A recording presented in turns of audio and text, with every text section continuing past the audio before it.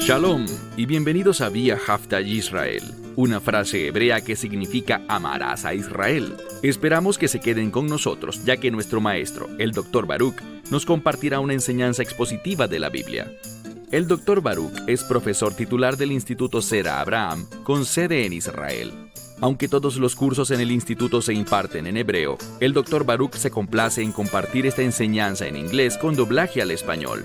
Para más información, visítenos en amarasaisrael.org o descargue nuestra aplicación móvil Mi Estudio Bíblico. Aquí está Baruch y la lección de hoy. Estamos a punto de examinar un pasaje de las Escrituras de gran importancia, y me refiero a una porción de la Biblia que trata sobre la entrada del Mesías a Jerusalén, poco antes de su muerte, sepultura y resurrección. Esa entrada es comúnmente conocida como la entrada triunfal. Esto es lo que debemos entender. Esa entrada triunfal tuvo lugar poco antes de la Pascua. Les he compartido en ocasiones anteriores que la Pascua es la fiesta de la redención y, por lo tanto, aprendemos un principio muy importante. La victoria, vivir una vida victoriosa, solamente es posible si recibes la redención, la cual viene a través de la muerte, sepultura y resurrección del Mesías. Quizás estés diciendo dentro de ti: soy un creyente, acepté el Evangelio hace muchos años, pero no creo que esté viviendo una vida victoriosa. No creo que esté triunfando en mi existencia.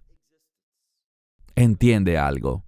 Puede que estés viendo tu vida de manera incorrecta. ¿Por qué? Obviamente, en este mundo, como creyentes, sabemos que somos extranjeros, forasteros y peregrinos en este mundo, porque nuestra ciudadanía está en el reino de Dios. Sufriremos, seremos perseguidos y rechazados, pero entendamos que todo eso es insignificante en comparación con la eternidad en el reino de Dios. Y aunque a veces suframos, aunque pasemos por grandes dificultades e incluso tragedias, tengan por seguro que una vez entremos al reino de Dios, será un reino de perfección. No habrá tristeza, ni lágrimas, ni enfermedad, ni muerte. Solo habrá gozo en la presencia de Dios. Nosotros efectivamente conoceremos esa victoria eterna.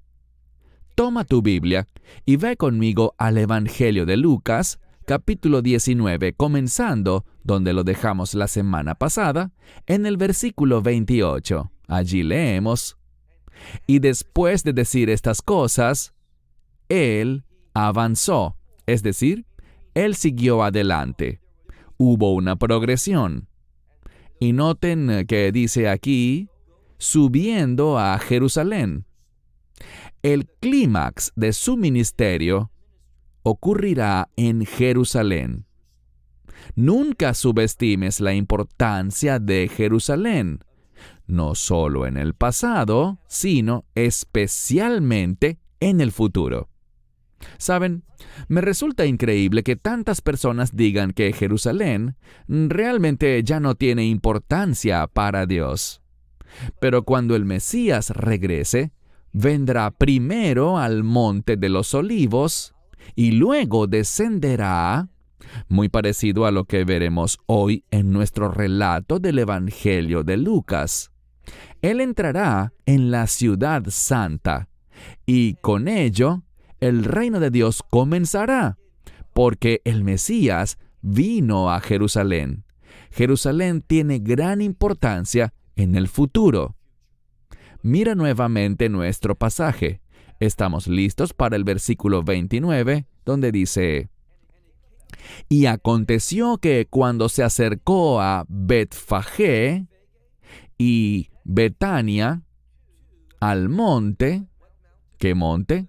El monte llamado Olivos. Así que estamos hablando del monte de los Olivos. ¿Y qué hizo allí? En el mismo verso dice que él envió a 2 de sus discípulos. Verso 30. Él envió a estos 2 discípulos con un objetivo. ¿Cuál objetivo? Pasemos ahora al versículo siguiente, que es el versículo 30. Los envió diciendo: vayan a la aldea que está enfrente, en la cual, al entrar, encontraréis un pollino, que es la cría de un asno. Encontraréis un pollino que ha sido atado. Yo subrayaría ese término, que ha sido atado. Lo importante es esto. La construcción gramatical de ese verbo nos dice que había sido atado en el pasado, obviamente seguía estando atado, y continuará en ese estado hasta el momento adecuado, hasta este día en el cual el Mesías lo necesitará. Esto simplemente nos muestra que Dios pone todo en su lugar para que se cumplan sus propósitos. Y su propósito principal, a través del Mesías, es traer la redención para ti. Pero qué tragedia, una tragedia eterna sería si no recibes esa provisión, si no recibes esa redención, que es por medio de la fe en el mensaje del Evangelio. Noten que dice al final de nuestro versículo, aún en el versículo 30, que nadie jamás se ha sentado sobre él. Eso significa ningún hombre, literalmente dice, sobre el cual ningún hombre se ha sentado jamás. ¿Qué nos muestra esto? Nos muestra que este pollino ha sido reservado para el Mesías y para nadie más. Y creo que esto nos enseña un principio. Todos luchamos por encontrar nuestro llamado en este mundo. ¿Cómo hemos sido llamados para servir a nuestro Señor y Salvador? ¿Qué espera Él de nosotros? Bueno, este pollino tenía un propósito. Era un propósito simple. Solo debía ir desde el lugar donde estaba atado, en el Monte de los Olivos, hasta Jerusalén, con el Señor sobre su lomo. Eso era todo lo que tenía que hacer, pero ¡qué trabajo tan significativo! Puede parecer insignificante para el mundo, pero lo que Dios te llama a hacer, cómo te usa, siempre es muy, pero muy significativo desde su perspectiva. Noten que simplemente se nos dice que ningún hombre jamás se ha sentado sobre este pollino. ¿Y qué deben hacer? Sigue adelante al siguiente verso, verso 31. Después de desatarlo, luego de ponerlo en libertad, dice el Mesías, tráiganlo, es decir, traigan este pollino ante mí. Verso 31. Dice, y si alguien les dice, ¿por qué lo desatan? Esto les responderán, porque el Señor lo necesita. Ahora, noten eso. El Señor lo necesita. Debemos entender que Dios tiene un propósito para nuestra vida. Y si queremos conocer el gozo y la satisfacción, si queremos conocer la felicidad en este mundo, ¿qué debemos hacer? Debemos orar y buscar diligentemente, con empeño, cuál es su propósito para nuestra vida y ser usados por Él. Descubrimos que cuando somos sumisos a ello, podremos cumplir su llamado. Porque, fíjense, la gente preguntaba, ¿por qué lo desatan? Y la respuesta era, porque el Señor lo necesita. Versículo 32. Los que fueron enviados partieron y lo hallaron tal como Él les había dicho. Y al desatar al pollino, los dueños, o podríamos decir los propietarios de ese pollino, les dijeron, ¿por qué desatan al pollino? Versículo 35. Mas ellos respondieron, el Señor lo necesita. Y lo trajeron a Yeshua. ¿Y qué sucedió? Ellos pusieron sus mantos sobre este pollino y colocaron a Yeshua sobre él. Y noten lo que ocurre en el versículo 36. Al avanzar, ¿qué pasó? Noten que también colocaron sus mantos en el camino. Así que todo se está haciendo conforme al plan de Dios. Y esto habla de la soberanía del Mesías. Él va a cumplir los propósitos que su Padre Celestial le dio. Y nosotros deberíamos estar preocupados, dedicados y sometidos a lo que sea que Dios tenga para nuestra vida. Cuando nos sometemos, cuando oramos, cuando reconocemos su autoridad sobre nuestra vida, veremos a Dios actuar. El Dios soberano actuará para hacer realidad lo que Él quiere que hagamos. Él obrará a nuestro favor para que podamos demostrar obediencia a Él. Creo que ese es un punto muy importante. Ahora, los resultados le pertenecen a Él. Nosotros simplemente somos llamados a obedecer. Y como he dicho muchas veces, no sé por qué esta es una declaración tan controversial. Hemos sido salvados por gracia. Es un regalo de Dios. Todos lo sabemos. La Biblia enseña claramente que no somos salvos por obras, sino por fe. Pero habiendo sido salvos, una vez que nuestra eternidad ha quedado asegurada al momento de aceptar el Evangelio, el lugar donde pasarás la eternidad ya está decidido.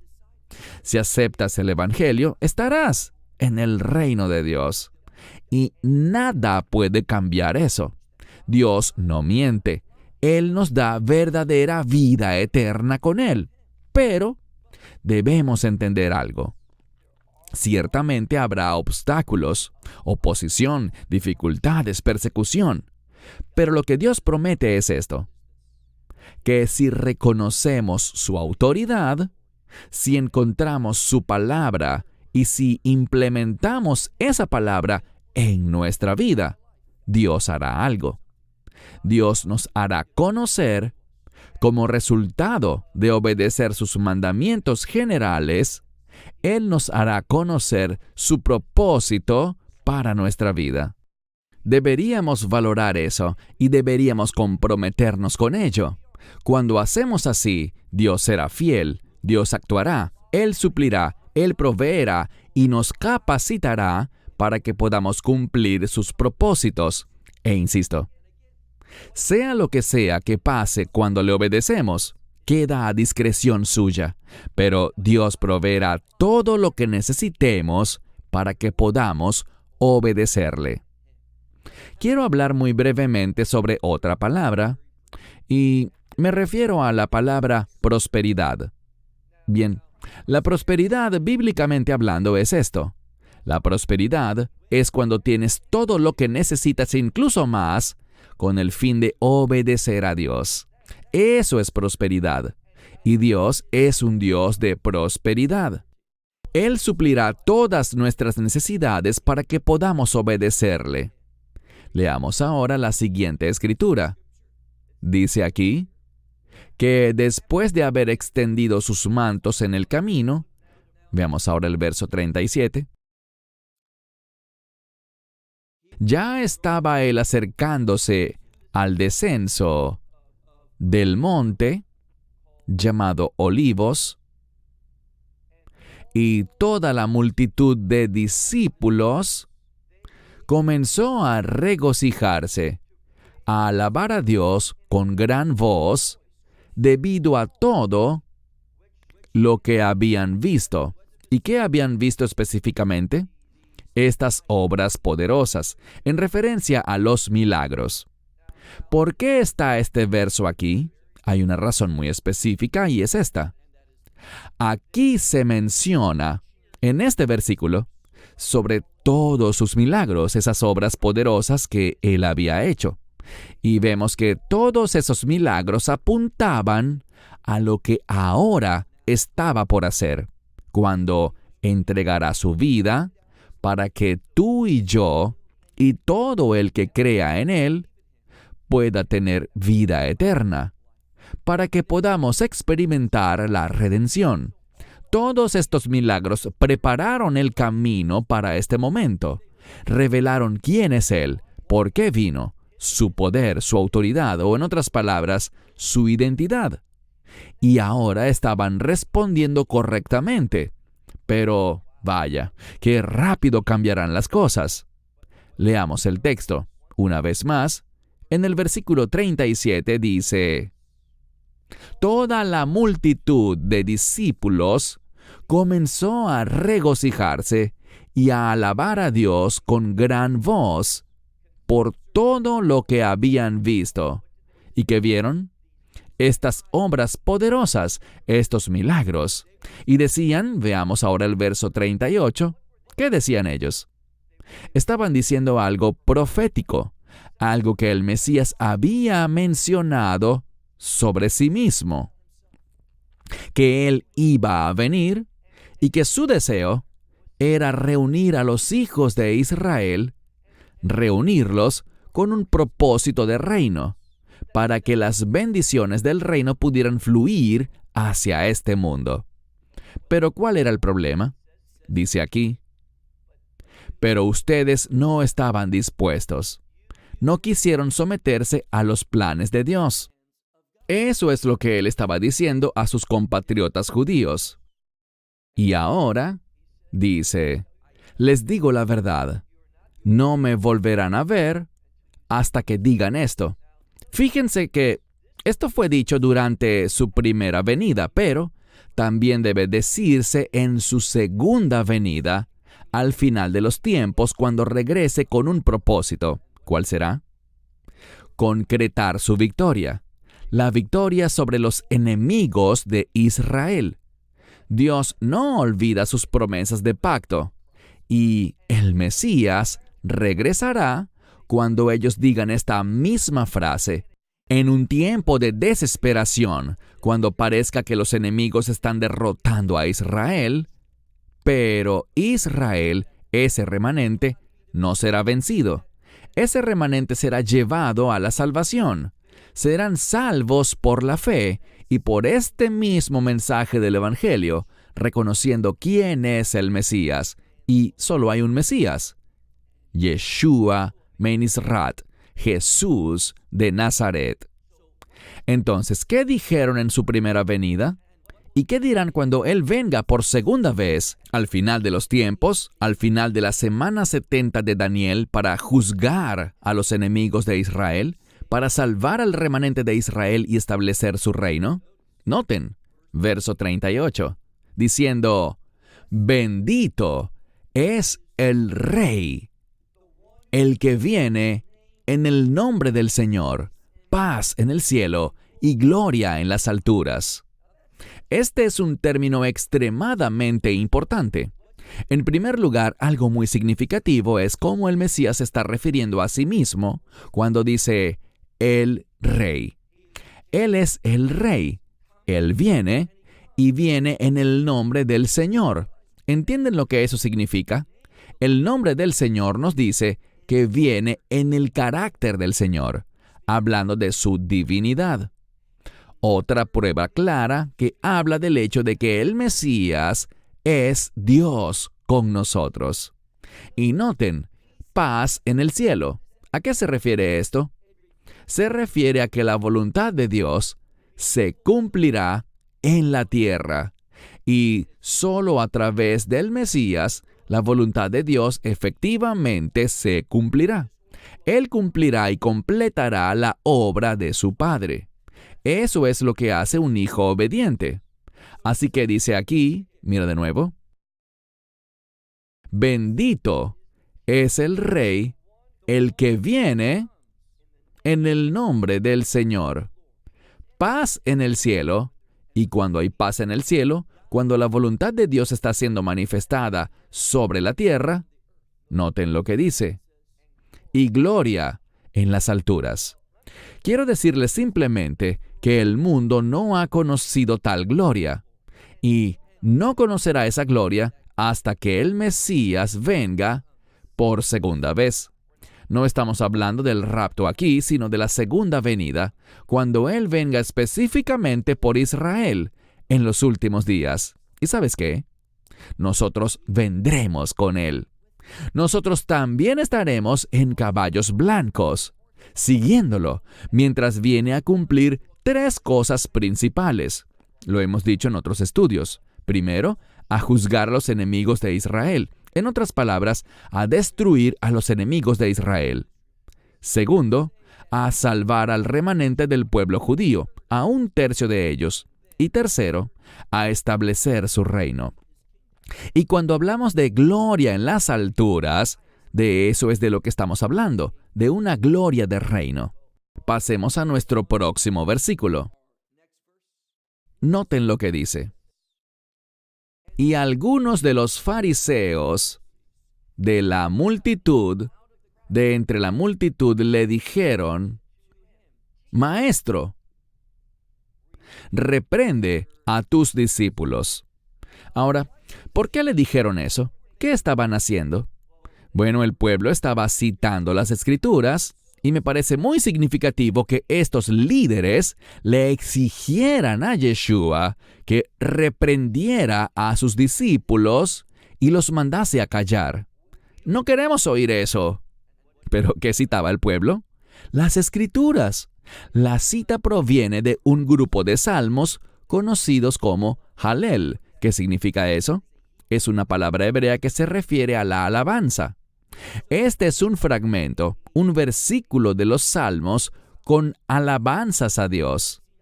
Y ellos estaban diciendo: no queremos oír eso. ¿Y por qué? Bueno, el propósito de esto es mostrarnos algo muy importante.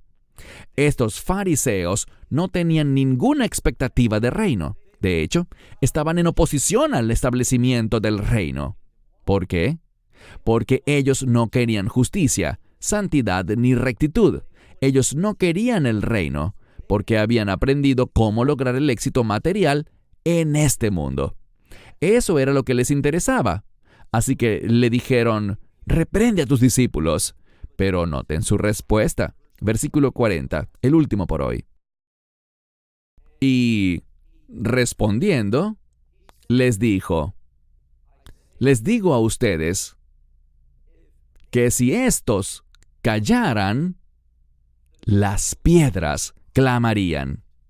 Lo que él está diciendo es esto: es apropiado, es correcto que yo sea alabado, que Dios sea glorificado y que este versículo de la Escritura sea proclamado en este momento. ¿Por qué? Bueno, recuerden dónde comenzamos. Les compartí que este pasaje de la Escritura es comúnmente referido como la entrada triunfal.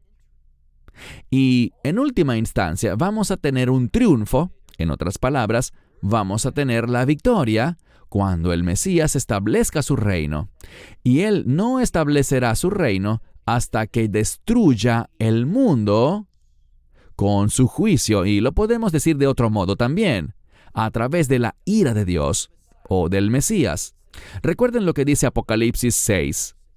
Allí habla de esta ira venidera y la describe como la ira del Cordero. Es el Mesías, lo dijimos la semana pasada. Todos los asuntos relacionados con el juicio, Dios el Padre se los ha encomendado a su Hijo. Es el Mesías quien derramará la ira consumidora de Dios sobre este mundo. Por eso es que Él regresará al final de la semana 70 de Daniel. Y es solo a través de este juicio, esta ira, esta destrucción del enemigo, solo a través de eso, es que el reino de Dios será establecido. Por eso es que les he dicho una y otra vez que el juicio de Dios es bueno. De hecho, la palabra bíblica para venganza, y todos conocemos la escritura donde Dios dice: mía es la venganza, dice el Señor. ¿Te das cuenta de que en el Nuevo Testamento, en el idioma griego, este término venganza está compuesto por 2 palabras griegas? La palabra para justicia o rectitud Y en el idioma griego solo hay una palabra griega que habla de justicia y rectitud. Se pueden usar indistintamente para esos dos términos en español, justicia y rectitud. Y la venganza es cuando tomamos esa palabra y le ponemos un prefijo adelante. Y es la palabra de o fuera de. La venganza de Dios saca a la luz la justicia, saca la rectitud. Y esto es lo que el Mesías debe hacer para que el reino sea establecido. Él tiene que juzgar el mal, destruir el mal. ¿Por qué? Para que ese reino justo de justicia y paz y la gloria de Dios se manifiesten para siempre en ese reino. Por eso Él dice, si mis discípulos callaran, ¿qué sucedería? La implicación es, si miras el contexto, que Dios haría que las piedras también gritaran en alabanza ante la presencia del Mesías. ¿Qué presencia? Su presencia redentora. Por eso es que están entrando en Jerusalén. Y veremos en nuestro próximo estudio una pista de lo que Él hará cuando regrese por segunda vez al final de la semana 70 de Daniel, porque Él regresará con un propósito principal y es poner las cosas en orden. Y te tengo buenas noticias. Cuando lo escuchas a Él, cuando te dedicas a la oración constante, cuando te comprometes a la lectura y estudio consistente de la palabra de Dios, Dios va a cambiarte. Él te transformará en su siervo. Y cuando comiences a caminar con Dios, Dios va a usarte. Vas a servirle y vas a descubrir que, a través de esa obediencia, Dios traerá su orden a tu vida. Y allí es donde encontramos esa paz que sobrepasa todo entendimiento. Allí es donde encontramos ese contentamiento para nuestra vida y donde experimentamos ese gozo que no está basado en las circunstancias, sino que está basado en nuestra intimidad con Dios y en el hecho de que Dios mora dentro de nosotros mediante su Espíritu. Podemos tener una vida victoriosa, podemos conocer ese triunfo, pero solo a través de Él, caminando en su voluntad y, en última instancia, avanzando hacia su reino. Esto es lo que esta entrada triunfal anuncia y debemos prepararnos para ello. Esperamos que te hayas edificado con el mensaje de hoy y lo compartas con otros. Te invitamos a seguir nuestros estudios cada semana por este canal y por el portal de YouTube de Amarás a Israel. También puedes descargar nuestra aplicación móvil gratuita, Mi Estudio Bíblico. Finalmente, para obtener más información sobre nosotros, visita nuestra web amarasaisrael.org, donde encontrarás otras conferencias de Baruch en audio, video y texto. Hasta el próximo programa. Que el Señor te bendiga en Yeshua HaMashiach, Jesús el Mesías, mientras caminas con Él. Shalom desde Israel.